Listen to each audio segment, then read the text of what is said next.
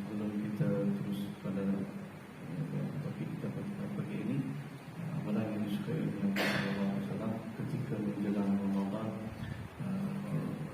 Biasa saya kita membaca 3 zikir yang diajar oleh Nabi Sallallahu Alaihi Wasallam kepada Sayyidatina Muawiyah, yang Nabi ajar kepada isteri baginda untuk dibaca pada tiap-tiap pagi sebelum matahari naik. Kita baca sama-sama. Dalam kuliah saya, insyaAllah saya sebut berkenaan dengan ini. Kalau sudah hafal kita ikut sama-sama lah. Subhanallah wa bihamdihi adada khalqihi wa ridha nafsihi wa zinata arsyihi wa midada kalimatihi. Subhanallah wa bihamdihi adada khalqihi wa ridha nafsihi wa zinata arsyihi wa midada kalimatihi. Satu lagi. Subhanallah wa bihamdihi adada khalqihi wa ridha nafsihi wa zinata arsyihi wa midada kalimatihi. Biasa saya sebut kenaan zikir ini dalam hadis sahih Nabi ajar kepada Sayyidatina Aisyah, yang mana kalau kita baca zikir ini 3 kali bersamaan dengan segala amalan yang kita buat, daripada kita duduk selepas solat sampailah matahari naik. Kita duduk saja dapat pahala.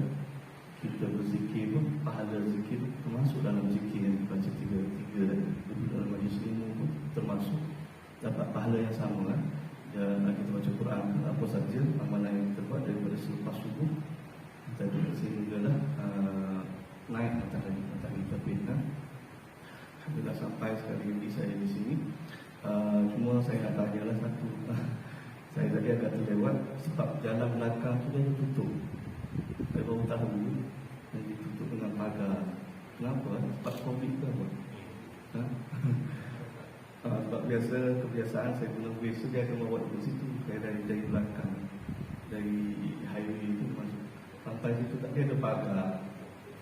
Jadi lambat dalam 10 minit hingga 15 minit saya tak sempat nak berjemaah dengan biasa 6 suku saya kat situ dah tadi. Sampai sini 6.30. Sebab COVID dia tidak nak masuk dalam belakang, dia masuk semua dalam depan. Sebab yang last dulu biasa saya 11.10 suatu dah ada masa jalan seperti biasa lagi. Tapi ini dah lama dalam 3-4 bulan. Tak apalah. Alhamdulillah sudah sampai. Alhamdulillah. Jadi kita terus ke topik kita pada pagi ini, amalan yang disukai oleh Nabi Sallallahu Alaihi Wasallam ketika menjelang Ramadan. Saya tak lama dah Ramadan. Kalau ikutnya hari ini hari Ahad, esok hari Isnin, ikut dalam takwim lah. Hari Selasa, kalau ikut takwim biasanya kita tak lain dalam takwim. Selasa kita akan menyambut bulan yang paling mulia, lulus sekali bulan Ramadan. Apakah amalan yang disukai oleh Nabi Sallallahu Alaihi Wasallam ketika menjelang Ramadan? Dalam Ramadan tu kita sudah maklum banyak, nanti ustaz-ustaz yang kemudian ada sebut dalam Ramadan. ketika menjelang Ramadan, apakah amalan yang Nabi suka buat? Dalam menjelang Ramadan, yang pertama Nabi suka berpuasa. Itu kita sudah lepas dalam dalam bulan Syaban. Nabi memperbanyakkan puasa dalam bulan Syaban. Nabi startnya daripada Rejab lagi. Rejab kemudian Syaban, Nabi perbanyakkan. Kenapa? Sebab Nabi bersabda dalam satu hadis sahih riwayat Imam At-Tirmidzi, Imam Ahmad dan lain-lain, An-Nasai. Nabi sebut bahawa bulan Syaban ini adalah bulan yang dilupai oleh manusia. Ia terletak di antara Rejab dengan Ramadan. Di bulan lupa ni Nabi suruh kita ingat dengan puasa. Tak ada masa lah sebenarnya nak puasa sunat lah. Kecuali kalau kita puasa ganti. Dan di dalam bulan tersebut Nabi sebutlah, Nabi tak sebut tarikh. Amalan manusia diangkat kepada Tuhan Allah Subhanahu Wa Taala, dan aku sangat suka kalau dalam keadaan amalan aku itu diangkat dalam keadaan aku berpuasa. Jumhur ulama mengatakan amalan yang diangkat itu adalah pada nisfu Syaban yang kita sudah lepas yang lalu kan. Jadi kalau kita tak dapat, kalau kita ada orang yang sudah mula berpuasa atau memperbanyakkan puasa dalam bulan Syaban, alhamdulillah. Kalau tak ada, maka tahun lepas kita niat lah. Kita niat tahun ni untuk tahun depan, asal dalam bulan Syaban tu nak lebih sikit persediaan, dan satu lagi persediaan kepada bulan Ramadan. Dalam bulan Ramadan, maknanya kalau kita baru nak masuk biar satu, mungkin kita sudah ketinggalan biar ajar.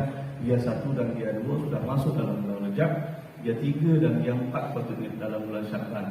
Bulan Ramadan sudah masuk biar lima dan biar enam. Mana dia laju, kalau kereta tu dah laju dan sudah.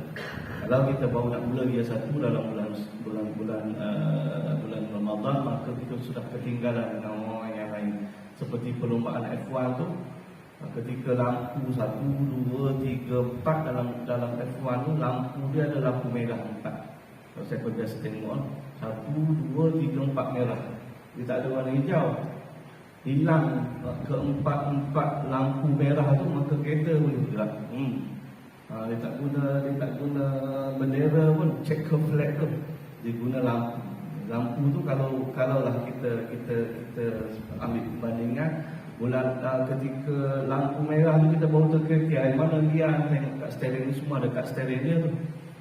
Kat steering F1 lah kita baru kita nak kira mana dia minyak lah, mana berik kat mana, maka kita akan ketinggalan jauh, mana pergi dah jauh.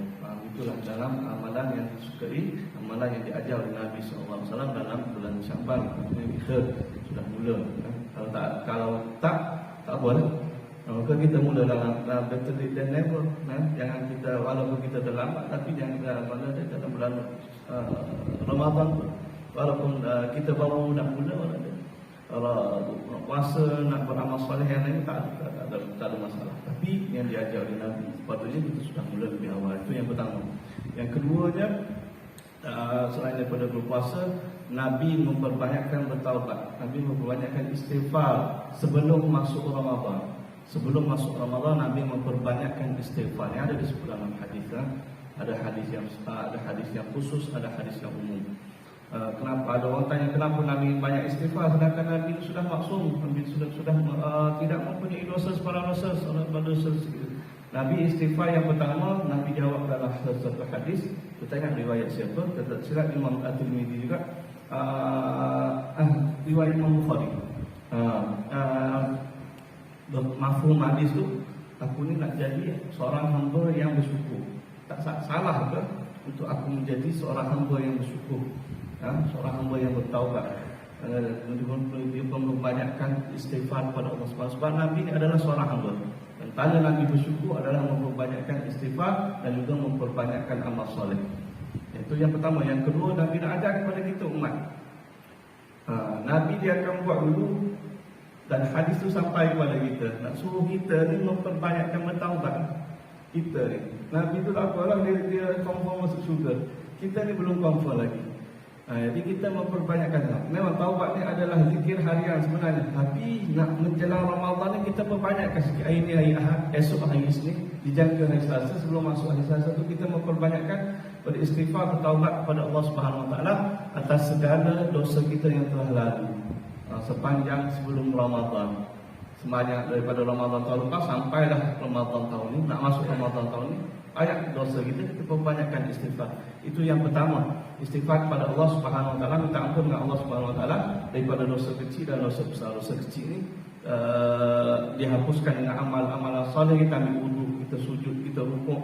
Tapi amalan ada dosa besar dia ampunkan oleh Allah Subhanahu Wa Taala dengan istighfar kita. Kita bersungguh-sungguh beristighfar. Itu yang pertama. Yang keduanya, Nabi nak ajar kepada kita supaya memohon selain pada Allah Subhanahu Wa Taala. Jangan ingat dosa kita ni ada dosa kita dengan Allah. Itu kita insya-Allah boleh kita hilangkan dengan minta pengampunan daripada Allah Subhanahu Wa Taala. Satu lagi, ada dosa kita dengan manusia.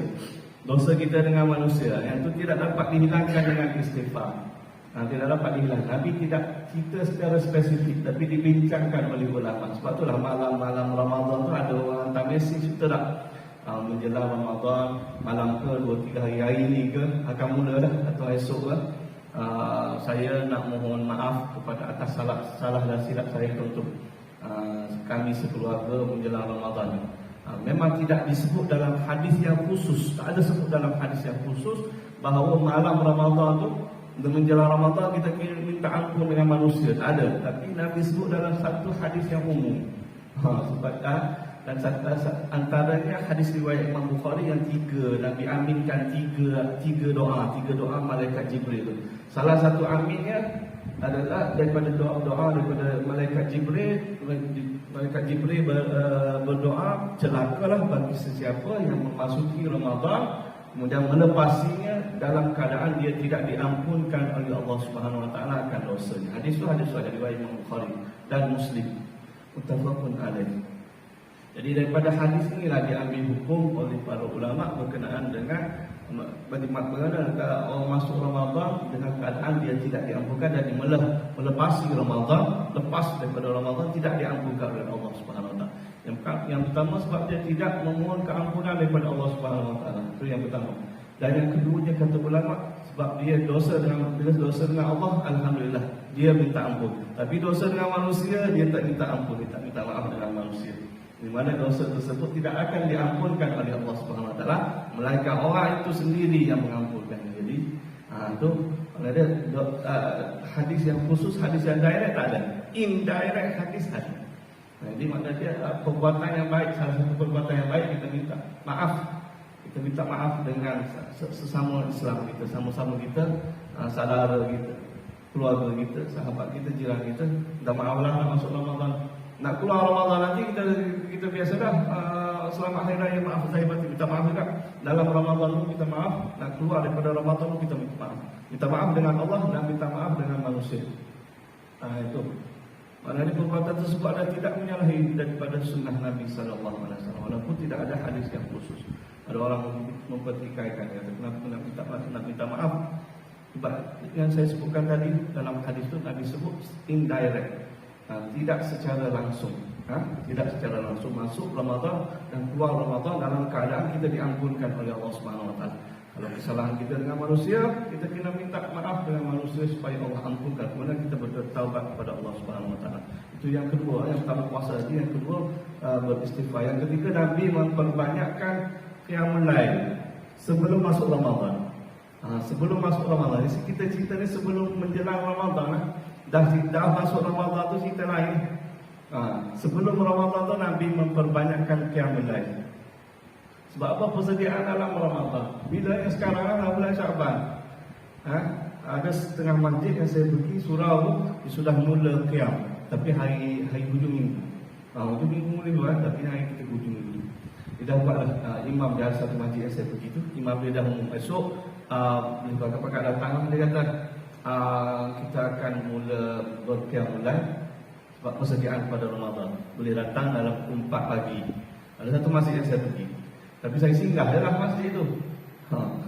Dalam perjalanan singgah, saya bawa balik musafir ni, ada urusan kerja, singgah satu masjid. Dia sudah umum, dia kata kita nak mula dah qiyam mulai, boleh datang dalam 4. InsyaAllah kita akan buat dalam 4.30 itu lebih kurang.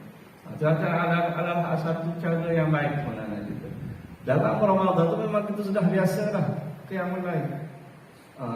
Tapi dalam bulan Syaban itu jangan berlaku. Kalau dibuat secara berjemaah. berjemaah macam itulah dia ada pimpinan, dia ada imam, kemudian makmum dan sebagainya. Tapi kalau kita nak buat secara bersendirian, qiyamul lail kata ulama secara bersendirian lagi afdal.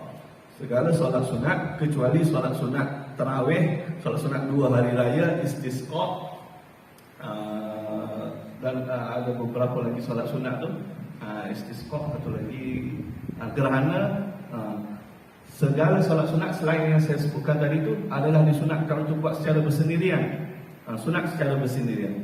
Tapi tarawih, solat hari raya, solat gerhana, solat istisqa, minta hujan, sunat untuk berjemaah. Jadi termasuklah qiyamul lail, solat sunat untuk kita adakan, kita buat secara bersendirian.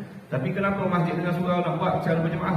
Nak ajar kepada orang, nak panggil supaya meramaikan surau atau masjid. Kadang-kadang ada di kalangan kita yang kalau seorang-seorang dia tak pandai nak buat, jadi surau atau masjid dia panggil lah. Macam ni cara dia, kita solat nak mula dengan apa? Solat contohnya taubat dulu, contoh. Kemudian apa? Kemudian hajat, kemudian apa? Kemudian tasbih, kemudian apa? Kita tutup dengan witir, contoh. Tapi kalau dalam bulan Ramadan nanti ada cara-cara dia pulang, contoh witir dah tak buat lah, sebab malam tadi dah buat lah. Tapi dalam bulan ni masih ada lagi masa sehari atau 2 hari sebelum masuk Ramadan ni kita mula. Kita mula dengan kalau kita di kalangan kita sudah biasa berqiyamul lail, teruskan. Masuk dalam bulan Ramadan kita tambah lagi. Tapi kalau ada yang belum mula, maka kita boleh mula dah sekarang. Bangun awal sikit. Sekarang subuh dalam pukul 6 kalau tak silap, 61 minit itu, 62 minit ke tepat pukul 6. Maka kita bangun pukul 5.30 pun masih lagi. Selagi belum azan subuh, selagi itulah kita boleh berqiyamul lail. Kita boleh qiyam. Kemudian solat sunat 2 rakaat pun sudah dikira sebagai qiyam. Atau solat sunat 1 rakaat witir pun sudah dikira sebagai qiyam. Itu antara walaupun Nabi itu sebenarnya qiyam tiap-tiap malam. Cuma menjelang Ramadan tu Nabi lebihkan lagi. Dalam Ramadan Nabi lebihkan lagi. Jadi itu nak ceritanya kepada kita, supaya kita sebagai satu motivasi kepada kita. Kita boleh mula nak ambil sikit pahala sikit, nak ikut macam Nabi lah. Ada tak sempat lah nak buat sepanjang Syaban. Kita buat di penghujung Syaban tak apa. Masuk Ramadan nanti kita giatkan lagi amalan disukai oleh Nabi SAW. Itu berkaitan yang ketiga. Yang ketiga adalah dia qiyamul lail. Yang keempat, Nabi memperbanyakkan berzikir kepada Allah Subhanahu Wa Taala. Nabi memperbanyakkan menjelang Ramadan ni, Nabi berbanyak zikir ni. Nabi tiap-tiap hari dah banyak lah. Masuk dalam bulan Syaban, sekarang kita dalam penghujung Syaban, Nabi perbanyakkan zikir lagi kepada Allah Subhanahu. Masuk nanti Ramadan lagi banyak Nabi berzikir. Zikir apa yang Nabi ajar dipanggil dalam satu hadis sahih riwayat Imam Ahmad, kalau tak silap saya, Nabi panggil sahabat, dia kata persiapkanlah silah, dipanggil senjata kamu, dan alat perlindungan, shield dipanggil apa? Kita panggil perisai. Perisai. Dalam hadis tu Nabi guna perisai. Persiapkan perisai kamu. Hadis tu dinilai sebagai hadis yang sahih. Saya tak ingatlah mafhum ada sanad yang dengan matan yang tapi saya bagi mafhum saja. Satu hari Nabi panggil kepada sahabat, persiapkanlah perisai kamu. Sahabat tanya, perisai kita nak pergi berperang tu ya Rasulullah? Tak, perisai mana dia dengan zikir kamu. Itu menjelang Ramadan. Di luar Ramadan lagi tu hadis ni kan? Kata ulama dia adalah ketika menjelang. Nabi sahabat tanya, apa dia perisai? Bukan nak pergi berperang. Nabi kata perisai kamu adalah dengan kamu memperbanyakkan subhanallah, alhamdulillah, wa la ilaha illallah, wallahu akbar. 4, subhanallah, walhamdulillah, wa la ilaha illallah, wallahu akbar. Dipanggil sebagai tasbih, tahmid, tahlil, takbir.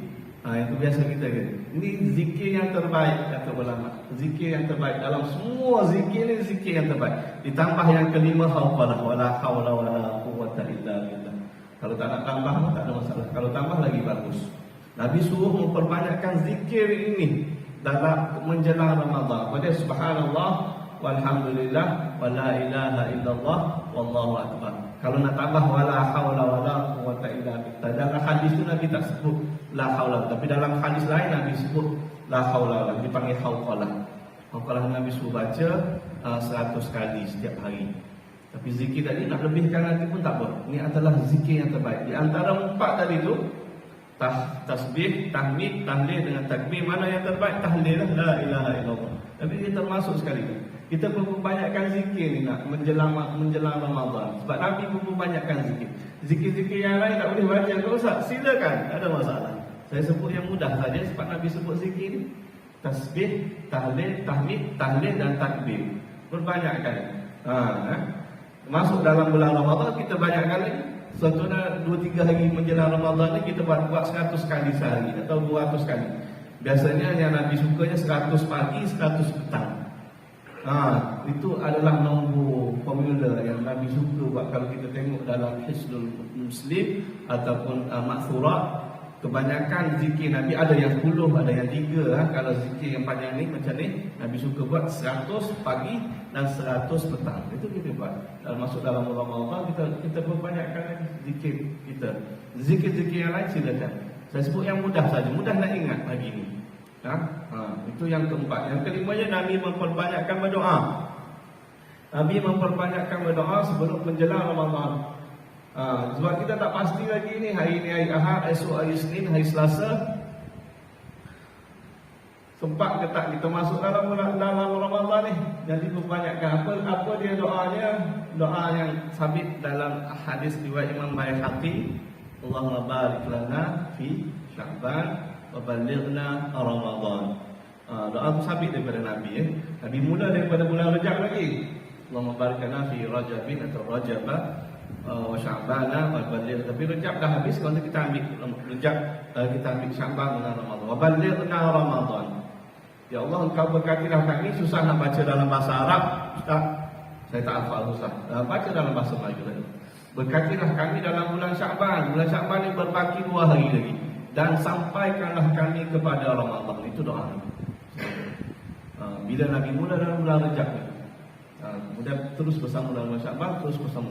Semoga Allah sampaikan kepada. Dan kita sampai nanti insya-Allah sampai dalam bulan Ramadan. Jangan sia-siakan pula bulan Ramadan. Nak ceritanya sebelum sampai tu Nabi berbanyakkan doa sebelum kita masuk Ramadan. Sebab ramai di kalangan kita, kalau kita tengok statistiknya apa dia, ramai meninggal harian tu di kalangan kita atau di kalangan kita dengan siapa, ramai Allah ambil sebelum masuk Ramadan. Sebelum masuk Ramadan. Jadi kita harap dah dekat ni Allah panjangkan usia kita dalam Ramadan. Kalau nak ambil pun biarlah selepas Ramadan contoh. Sebab doa ni antara yang Nabi sebut adalah antara penyambung atau boleh memanjangkan usia kita dengan bersedekah, dengan berdoa, dengan bersilaturahim. Banyak yang disebut dalam hadis. Bagaimana cara dia, Allah Ta'ala alam, dibincang cara panjang lebar oleh para ulama. Ada yang mengatakan memang Allah akan panjangkan dalam bentuk memang umur tu. Ada yang berpendapat Allah panjangkan usia kita dengan keberkatan pada usia tersebut. Memang mati sampai 50 atau 60, tapi berkat dia duduk masjid tu 20 tahun, 30 tahun tu keberkatan. Contoh ya Allah. Tapi benda tu tak apalah, untuk dibincang oleh ulama. Kita tak payah fikir macam mana Allah nak panjangkan usia kita. Kita hanya berdoa kepada Allah Subhanahu wa Ta'ala. Wa barik lana fi Sya'ban wa ballighna Ramadan. Ya Allah, Kau berkatilah kami dalam bulan Sya'ban, Kau sampaikanlah kami kepada Ramadan. Nak jumpa dengan Ramadan. Tahun lepas kita Ramadan dalam PKP semua duduk kat rumah. Kalau dalam Facebook saya duduk baca lah, kawan-kawan duduk dia hantar Facebook, dia akan hantar macam apa, history, sejarah tahun-tahun lepas. Kita duduk kat rumah lah semua tahun lepas dalam bulan 4 ni. Dia start bulan 3 kan, dia tanggung 2 minggu, sambung 2 minggu, sambung. Datang masjid pun tak boleh, nak keluar rumah untuk beli pun seorang pada. Tapi sekarang Alhamdulillah kita masjid sudah dibuka semula. InsyaAllah kes pun kalau di wilayah lah makin turun. Cuma beberapa negeri masih lagi tinggi, contoh Selangor.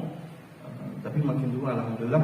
Dan ada benda yang kita boleh lakukan. Contohnya iftar walaupun mungkin berbungkus, tarawih boleh secara berjemaah, Moreh pun mungkin boleh tapi secara berbungkus dan sebagainya, ikut SOP dan sebagainya.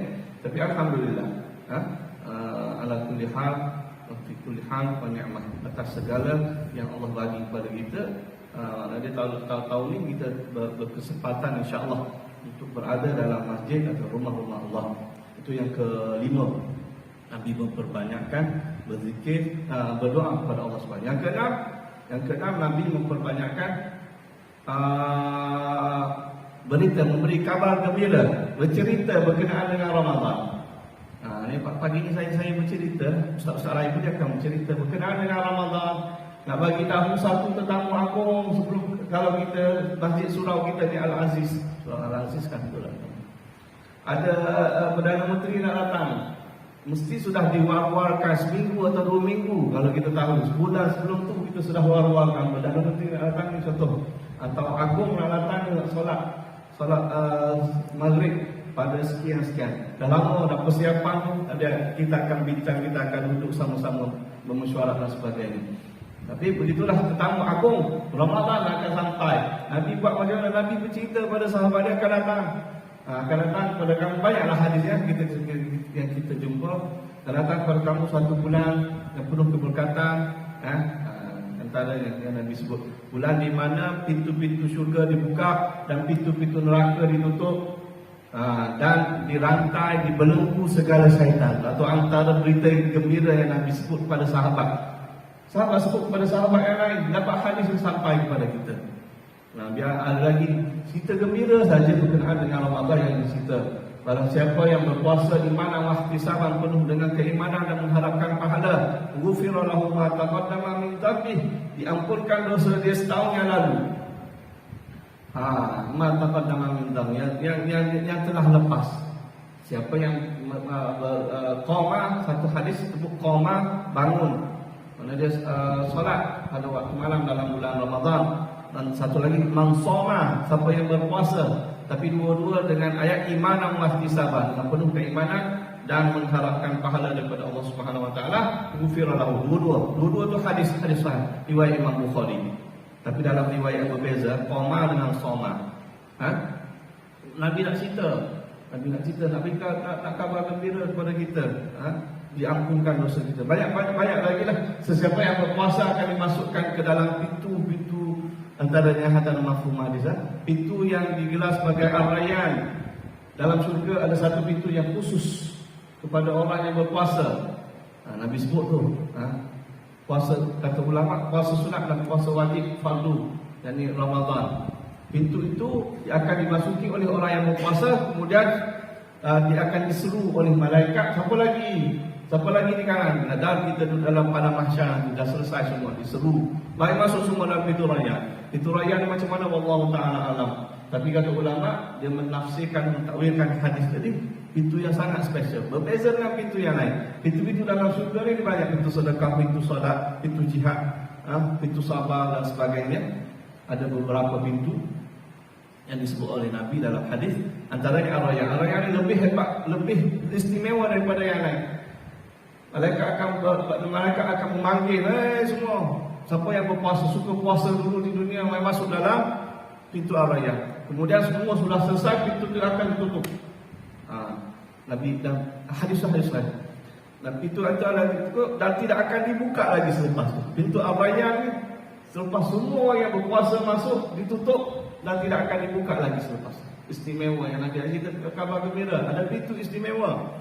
Kita kalau sampai masjid atau surau, ada pintu khas untuk orang yang sentiasa solat berjemaah 5 waktu contoh. Kita rasa gembira. Nak masuk ikut pintu tu, walaupun kita ni contoh tak cukup 5 waktu, cuba nak masuk. Tapi dia di akhirat Allah akan bagi satu pintu. Siapa dia orang yang berpuasa kita? Jadi kita Nabi sampaikan kepada kita berita gembira saja pada berkenaan dengan Ramadan. Tapi ada juga sesiapa yang berpuasa tidak mafhum hadis lah, tidak menjaga dia segala panca indera dia. Hadis tu menyebut maka Allah tidak berharap kepada puasa dia. Tidak menjaga panca indera dia, Allah tidak berharap pada puasa. Mana dia ada dapat illa al-ju' wal 'atash dalam satu riwayat lain. Hanya dapat dahaga, lapar dan dahaga saja. Ada juga ancaman, amaran. Sambil-sambil bergembira dengan kedatangan Ramadan, Nabi juga memberi amaran kepada manusia, kepada kita umat Islam, akan puasa yang tidak cukup syarat atau tidak memenuhi syarat. Puasa yang sekadar puasa, menahan lapar dan dahaga saja, tidak menahan panca indera yang lain, akan hanya dapat dahaga, hanya dapat lapar dan dahaga saja. Ada juga amalan selain daripada berita gembira. Yang ni yang enam perkara yang Nabi selalu buat menjelang Ramadan. Saya ulangi, yang pertama tadi memperbanyakkan puasa dan lepas tepat puasa dah. Kemudian yang kedua, Nabi memperbanyakkan bertaubat, beristighfar. Yang ketiga, Nabi memperbanyakkan berzikir. Yang keempat, Nabi memperbanyakkan qiyam. Yang kelima, Nabi memperbanyakkan berdoa. Yang keenam, Nabi cerita kabar gembira kepada sahabat. Sahabat cerita kepada sahabat yang lain. Kemudian Nabi wafat, sahabat cerita kepada tabi'in cerita kepada tabi'in, sampai hadis kepada kita. Dan ustaz-ustaz, saya termasuklah saya cerita sikit saja, ustaz-ustaz yang lain akan cerita lagi kabar gembira berkenaan dengan Ramadan. Yang ditambah dua lagi, sikit lagi saya ambil oleh ulama. Yang kedua ni ditambah oleh ulama, mendalami ilmu berkenaan dengan Ramadan sebelum masuk Ramadan. Kita panggil sebagai ulang kaji. Saya nak ceritalah pagi ni, tak perlu rasa semua ada. Sekarang mudah saja, kalau tak jumpa kitab, maka kita buka saja syarat-syarat sah, syarat-syarat wajib, rukun puasa, sunat-sunat puasa, makruh puasa dan sebagainya. Kita buka, kita ulang kaji balik. Dah lama kita tinggal. Kalau kita memang selalu kaki puasa sunat ke dan sebagainya, insya-Allah tak ada masalah. Puasa yang wajib ni, puasa Ramadan, buka ulang kaji balik. Ulang kaji yang balik berkenaan dengan ilmu berkenaan dengan Ramadan. Apa dia? Yang lebih-lebih lagi berkenaan dengan yang sunat dengan makruh. Sunat ni dia menambah pahala dalam ketika berpuasa, dan makruh ni dia mengurangkan pahala ketika puasa. Buka balik, tengok balik. Apa dia perkara-perkara yang makruh, apa dia perkara-perkara yang sunat. Itu yang ke-7. Yang terakhir, yang ke-8, kita berazam. Kata ulama, kita berazam untuk melakukan Ramadan. Kita jumpa dengan Ramadan itu. Dah doa lah tadi. Dah jumpa dengan Ramadan, kita berazam. Mulai sekarang, hari ini, untuk kita melakukan Ramadan itu lebih baik daripada tahun lepas. Niat dalam hati. Niat tu dah dapat pahala. Kalau Allah ambil nyawa kita pun sebelum Ramadan, kita dah ada pahala. Kalau Allah tak ambil, mana dia panjang usia kita, masuk Ramadan, selepas Ramadan kita akan dapat. Niat tu dah ada pahala dah. Kalau kita buat, kita akan dikali ganda dengan 10. Tapi dalam bulan Ramadan sehingga 700 kali ataupun infinity, kata ulama, sebab dia berkenaan dengan puasa. Berkenaan dengan puasa, maka ganjaran yang ditulis oleh Allah, diberi oleh Allah, ana ajzi bihi, aku yang memberi pahala, aku yang beri ganjaran kepada dengan puasa umatku. Bukan umat, dia hamba. Ini dalam hadis qudsi. Hadis itu hadis sahih riwayat Imam Bukhari yang kita selalu dengar. Allah berfirman kepada dia, puasa ini, hadis hari banyak, saya ambil maksud, puasa ini adalah untukku dan aku yang akan memberi ganjaran kepada dia. Berkenaan dengan puasa ini, ganjaran yang diberi oleh Allah Subhanahu Wa Taala, kita hanya buat saja.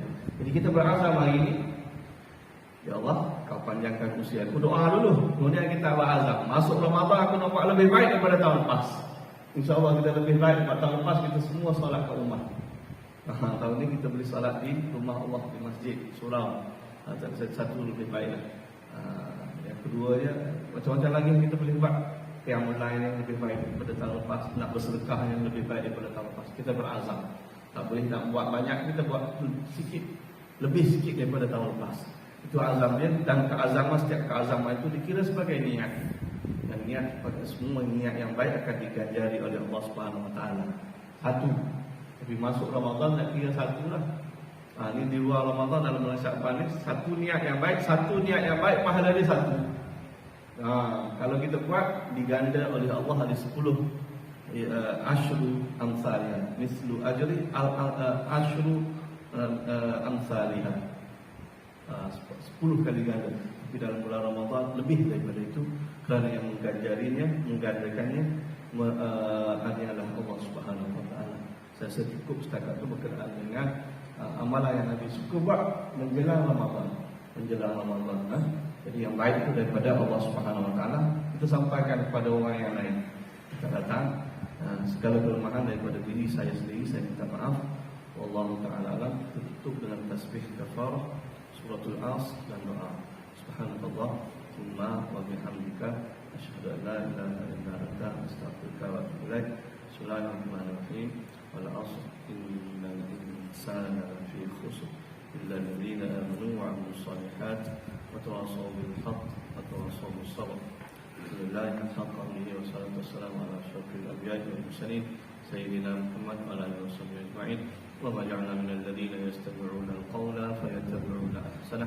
Allahumma 'allimna ma yanfa'una wanfa'na ma 'allamtana. Allahumma ihdina bil iman wa mitna bil iman wa ihshurna bil iman wa adkhilna al jannata ma'al iman. Allahumma habbib ilayna al iman wa zayyinhu fi qulubina wa karrih ilayna al kufra wal fusuqa wal 'isyan waj'alna minal rashidin. Rabbana atina fid dunya hasanah وفي الآخرة حسنة وقنا عذاب النار. اللهم أعنا على ذكرك وشكرك وحسن عبادتك. لا إله إلا أنت سبحانك إنا كنا من الظالمين. اللهم بارك لنا في شعبان وبلغنا رمضان وصلى الله على سيدنا محمد وعلى آله وصحبه وسلم. سبحانك رب العزة عما يصفون وسلام على المرسلين والحمد لله رب العالمين. Wassalamualaikum warahmatullahi wabarakatuh.